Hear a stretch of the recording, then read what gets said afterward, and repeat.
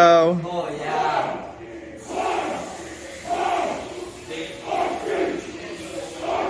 Shouting "Our streets" and "Sieg Heil," these are neo-Nazis. They are demonstrating outside a Concord, New Hampshire cafe. Inside, a drag queen is leading a story hour for families and children.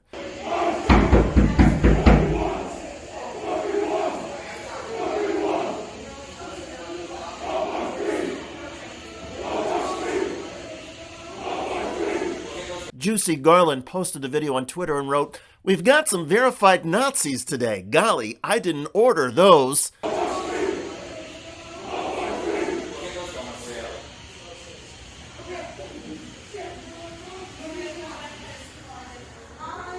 After a few minutes, without ever showing their faces, the men ended their chants and dispersed. Later, Garland wrote, "It's not great to deal with Nazis on Sunday morning, but the Concord families I got to hang out with and read with were still awesome and kind. Most importantly, the kids had fun and weren't scared or aware of any problems, thanks to adjustments we made.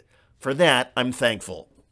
The New Hampshire Attorney General's office identified the men as members of NSC 131, also known as the National Socialist Club, a New England-based neo-Nazi group. Local reporters said that although it couldn't be seen in the video, the men carried a sign that read, "Defend white communities." The Attorney General's office says it is investigating the incident but has not made any arrests. This is not the first time the monthly book reading event has had protests. Last fall, another reading by Garland was protested by the Proud Boys. Emmett Soldati, the owner of the Teetotaler Bakery and Cafe, said on Twitter, "We've been hosting story hours and shows for a decade. We're going to host them for decades to come. Despite this hate-filled disruption, Teetotaler Tea was not deterred. Shout out to Juicy Garland for their composure and craft and to Leah Moggan for running a smooth and safe event."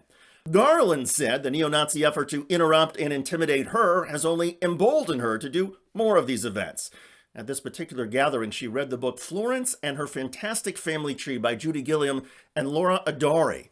The book is about a little girl with a large blended family who is anxious about a school assignment to create a family tree. Sounds like a great book. And given the number of blended families in our society, more children should be encouraged to read it. Sadly, the neo-Nazis who showed up in Concord, New Hampshire were probably school dropouts who are projecting their own insecurities. Why else would anybody show up at a family event and try to scare everybody who's simply wanting to hear a book read out loud?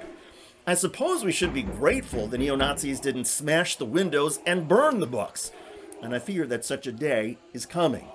In the meantime, I want to be clear about something.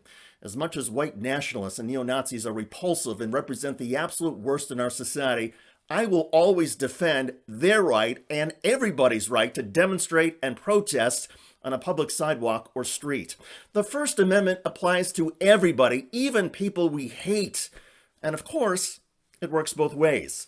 When the New England Nazis gather for a reading of Hitler's Mein Kampf, they shouldn't be surprised when a lot of us exercise our First Amendment rights to protest and chant outside. The difference, of course, is that we will not be covering our faces and hiding our identities. We will be proud to identify who we are, unlike the men in New Hampshire who wouldn't know the word courage if it hit them in the face and who actually stand for cowardice. Yelling at children's events? Whatever. By the way, in Michigan, a police cost his department $9 million for assaulting a bicyclist seeking directions.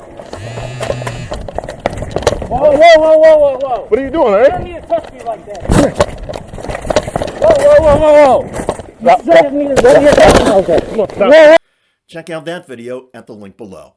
I'm David Shuster. Thanks for joining us.